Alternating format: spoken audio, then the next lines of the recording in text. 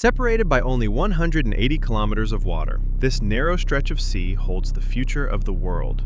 In 1949, a civil war ended on the mainland, but across the strait, history did not reach a conclusion. What emerged was not peace, but a frozen conflict, suspended in time, balanced between war and restraint. Today, Taiwan is a vibrant democracy, a technological powerhouse, and home to 23 million lives. Its cities are alive with movement. Its factories power the digital age.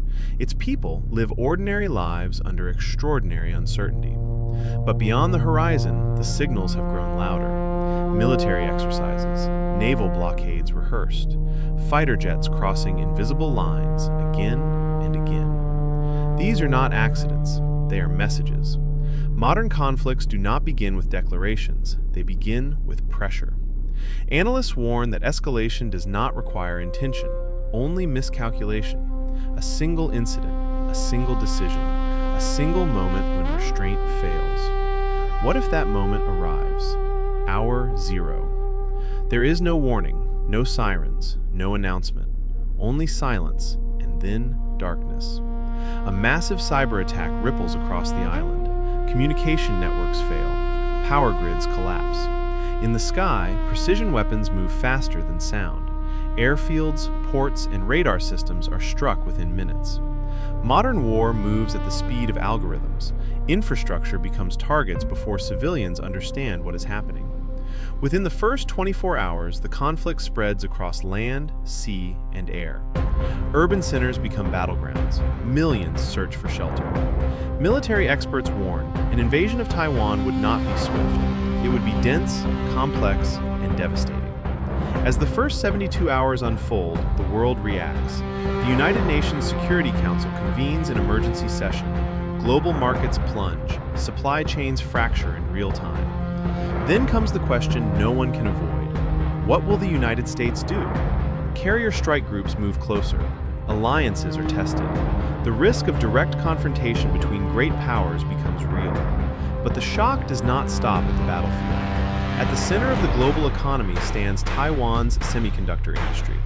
This is not just another factory, it is the brain of the modern world.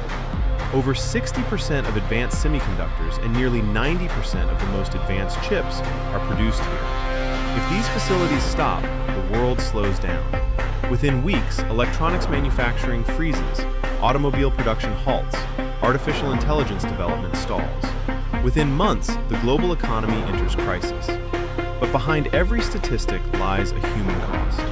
Hospitals overflow, families flee. A humanitarian emergency unfolds in one of the most densely populated regions on Earth. Environmental risks emerge as damaged facilities leak chemicals into the sea. The Taiwan Strait becomes not only a military front, but an ecological one. Across the region, reactions intensify. Japan faces direct threats to its security. South Korea reassesses its position. Southeast Asia braces for instability. India watches its northern borders with renewed tension. A regional conflict threatens to become something far larger. Sanctions follow, unprecedented in scale. Financial systems fracture. Technology flows are cut. The world divides into opposing blocks.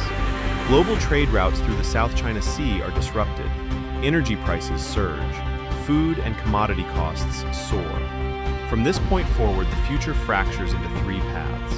The first, a prolonged war. A grinding conflict that devastates Taiwan and drags the global economy into a decade-long depression. Some warn it could become the Stalingrad of the 21st century. The second path, diplomacy. A fragile ceasefire, painful compromises, an imperfect peace that prevents total collapse. The third path is the most dangerous. Escalation without control. Miscalculation without reversal. A scenario in which the unthinkable becomes possible. History has stood at such edges before. During the Cuban Missile Crisis, the world stepped back, not through strength alone, but through dialogue. Today, time still exists, but it is narrowing. The people of Taiwan do not ask to be symbols. They ask for the chance to live, to work, to raise their children in peace. Peace is not inevitable, it is a choice. And the cost of ignoring that choice is one the world may never recover from.